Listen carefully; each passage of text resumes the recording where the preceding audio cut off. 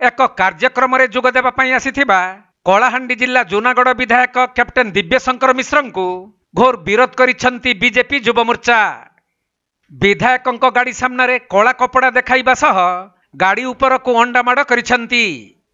मिलिथिबा सूचना अनुसार गोलामुंडा सर्वमंगला कॉलेज रो नूतन कोठरी उद्घाटन पई कलाहांडी सांसद और ब्लॉक अध्यक्ष आसीथिबा बेले किछि समय परे विधायक कैप्टेन दिव्यशंकर मिश्र आसीथिले।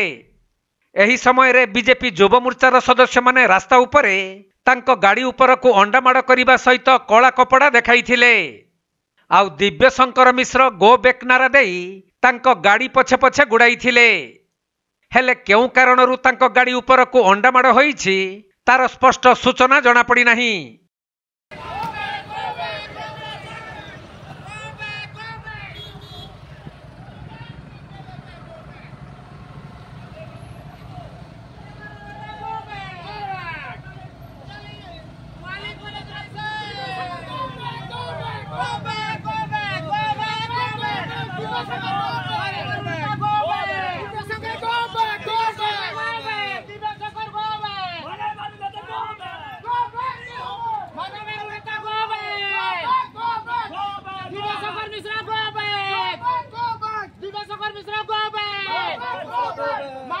कलाहांडी जिला गोलामुंडारू सुरेंद्र कुमार भोईंक रिपोर्ट, कोणार्क लाइव।